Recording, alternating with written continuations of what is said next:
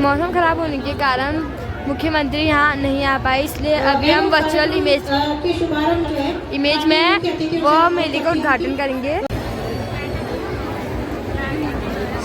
साथ में ही स्वागत की हेतु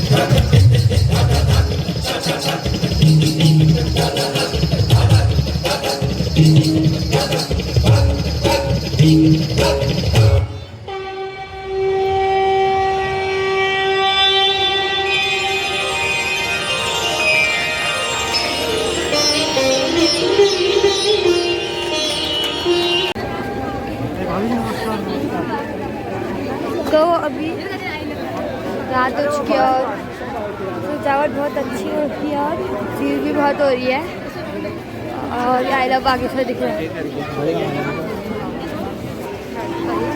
तो ये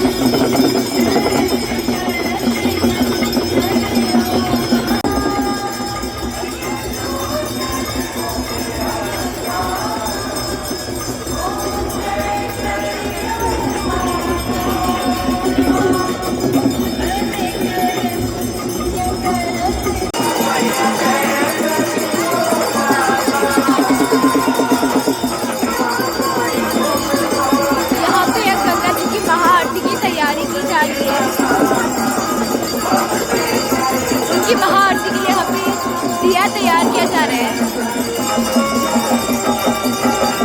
आप देख सकते हैं गंगा आरती के लिए जो महादिया है वो जला दिया है।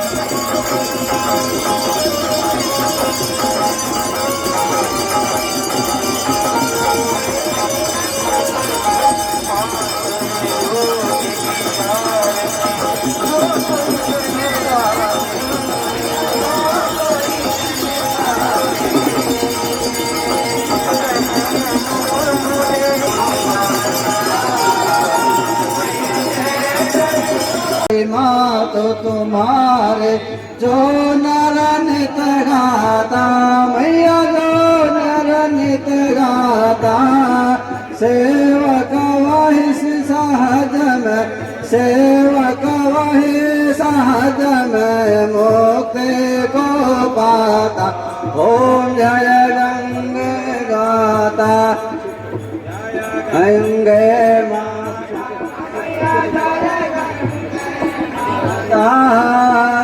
जो नर तुमको जाता जो नर तुमको जाता वांछित फल पाता ओम जय गंगे माता और गौरम करुणावतारम संसार सारम भुजगेन्द्रहारम सदा वसन्तं हृदयारविन्द भवं भवानी सहितं नमामि कर्पूरसमन्वितं चन्द्रार्कवंशयुक्तं भगवते श्रीगङ्गादेव्यै नमः वयं वै श्रवणाय कुर्महे समे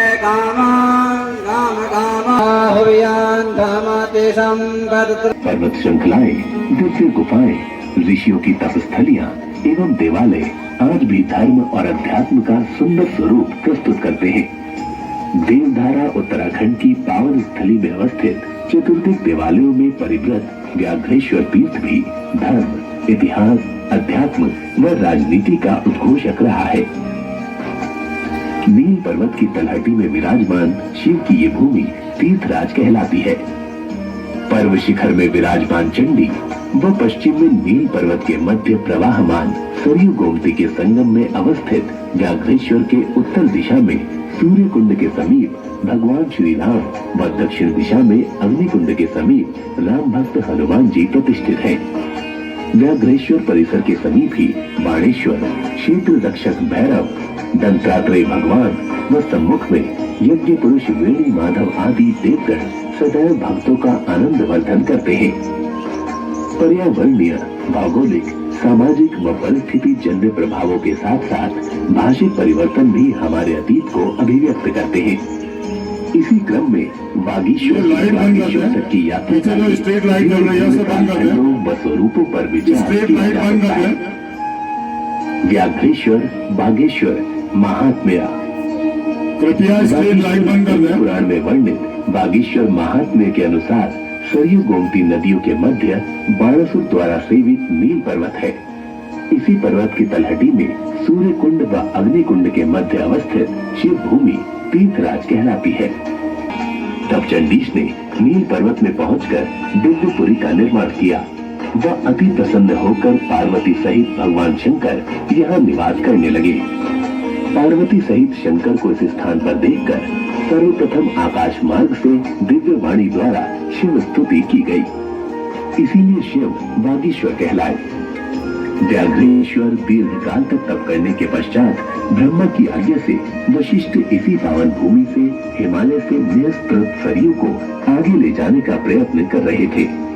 उसी समय नील पर्वत के तट पर मार्कंडेय तप कर रहे थे और सरयू आगे न बढ़ सकी। सरयू को आगे बढ़ाने के लिए वशिष्ठ ने बागेश्वर शिव की स्तुति की। वशिष्ठ की लोकमंगल भावनाओं से प्रभावित होकर शंकर ने व्याघ्र का रूप धारण कर पार्वती को गौ रूप धारण करने का आदेश दिया और गौ रूप पार्वती पर व्याघ्र रूप शंकर ने आक्रमण किया। तब गाय लंभाने लगी। गौ के क्रंदन को सुनकर तपस्या में बैठे मार्कंडेय गाय को बचाने को निकल पड़े और इसी पर सरयू आगे को प्रवाहित हो गई। पुनः व्याघ्र रूपी शंकर ने मार्कंडेय जी को सगुण दर्शन दिए भी किया। वाराणसी क्षेत्र में शंकर का विश्वनाथ रूप में पूजन अर्चन किया जाता है। इसी विश्वनाथ शब्द का अवलंबन कर भावुक भक्तजन व्याघ्रेश्वर को बागनाथ नाम से भी पूजने लगे। ये नाम वर्तमान तक भी जन सामान्य की जिह्वा में गतिमान है। भाषाओं में संक्रमण और परिवर्तन प्रत्येक कालखंड में होता रहा है। ये प्रभाव यहाँ भी दृष्टिगोचर होता है। कालांतर में शुद्ध तत्सम व्याघ्रेश्वर शब्द भी अपभ्रंश हो बागेश्वर नाम से जाना जाने लगा। विभिन्न आख्यानों व कथाओं के आधार पर व्याघ्रेश्वर के गौरूपा शिवा दिव्य व भैरवी शक्ति संयुक्त व्याघ्रेश्वर की जो श्रद्धा भक्ति से अर्चना करता है वो सर्वदा विजय को प्राप्त करता है।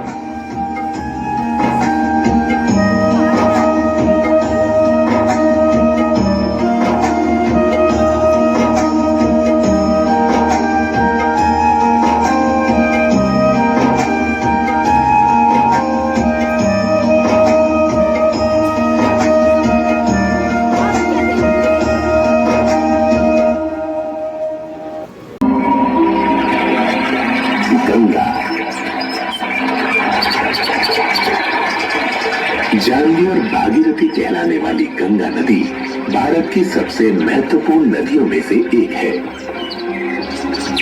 ये मात्र एक जल स्रोत नहीं है, बल्कि भारतीय मान्यताओं में ये नदी पूजनीय है, जिसे गंगा माँ अथवा गंगा देवी के नाम से सम्मानित किया जाता है। एक पौराणिक कथा के अनुसार गंगा पृथ्वी पर आने से पहले सुरलोक में रहती थी।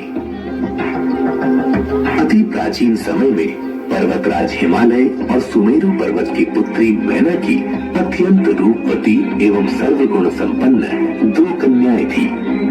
2 कन्याओं में से बड़ी थी गंगा तथा छोटी पुत्री का नाम था उमा। कहते हैं बड़ी पुत्री गंगा अत्यंत प्रभावशाली और असाधारण दैवीय गुणों से संपन्न थी। हिमालय से बेहद ऊंचाई पर सुरलोक में उन्होंने उसकी असाधारण प्रतिभा को सृष्टि के कल्याण के लिए चुना और उसे अपने साथ स्वर्गलोक ले गए। भगवान राम की नगरी अयोध्यापुरी के राजा सगर के 60,000 पुत्रों की कपिल मुनि के श्राप से आकस्मिक मृत्यु हो गई थी। उनकी आत्मा को स्वर्गलोक की प्राप्ति सिर्फ और सिर्फ माँ गंगा के पवित्र जल से ही होनी थी, जिसे देखते हुए राजा सगर के कुल में जन्मे भागीरथ ने ब्रह्मा जी से कहा, हे प्रभु, मैं आपके दर्शन से अत्यंत प्रसन्न हूं। कृपया आप मुझे सगर के पुत्र क्योंकि जब गंगा जी वेग के साथ पृथ्वी पर अवतरी, यदि गंगा के वेग को संभालने की किसी में क्षमता है तो वो है केवल महादेव जी। इसलिए तुम्हें पहले भगवान शिव को प्रसन्न करना होगा। 1 वर्ष तक भागीरथ ने पैर के अंगूठे के सहारे खड़े होकर महादेव जी की तपस्या की। उनकी इस कठोर तपस्या से प्रसन्न होकर महादेव जी ने उन्हें दर्शन दिए और बोले, हे परम भक्त, तुम्हारी भक्ति से मैं बेहद प्रसन्न हुआ। मैं अवश्य तुम्हारी मनोकामना को पूरा करूंगा, जिसके लिए मैं अपने मस्तक पर गंगा जी को धारण करूंगा। गंगा जी भयानक वेग से शिव जी के सिर पर अवतरित हुई। महादेव जी ने गंगा धाराओं को अपनी जटाओं में धीरे धीरे बांधना शुरू कर दिया।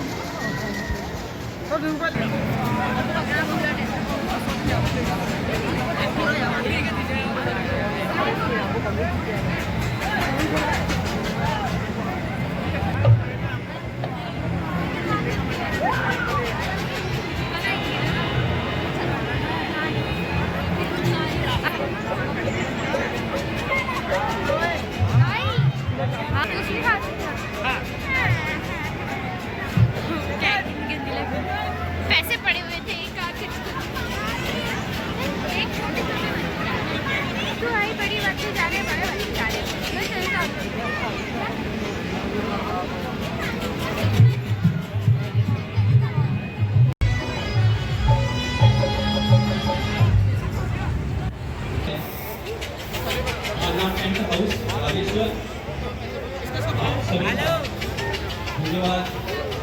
और मैं कौशल उपाध्याय एवं पार्टी की ओर से आप सभी का हार्दिक स्वागत एवं अभिनंदन करता हूँ। आज जागरण की रात मिलेगी, तो आप सभी यहाँ पर जो सम्मानित जनता है आप सभी का लड़की देखेंगे।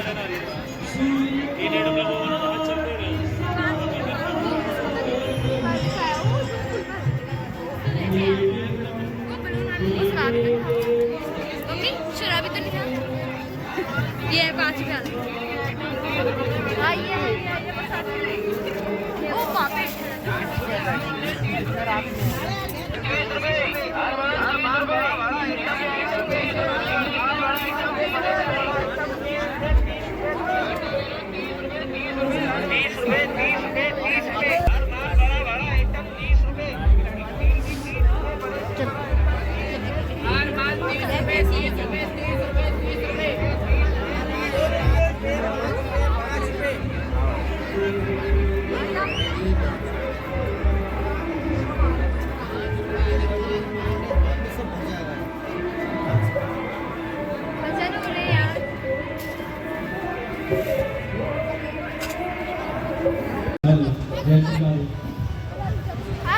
चलो मैं आऊंगा तेरे पास बैठने के लिए। मैं जा रहा हूँ,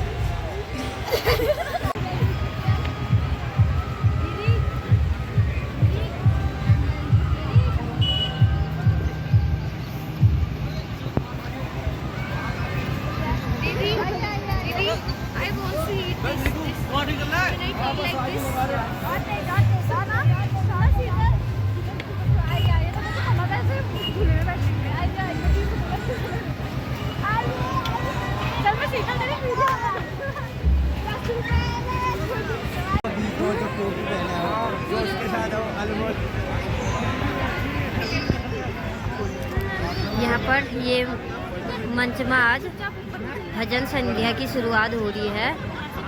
आज जागरण है तो आज के नाइट शो में भजन ही होंगे। यहाँ पर भजन की शुरुआत हो रही है और अभी तो पूरा मंच खाली है। अभी फेमस सिंगर ने आए, इंदर आर्या, जस्सी गिल।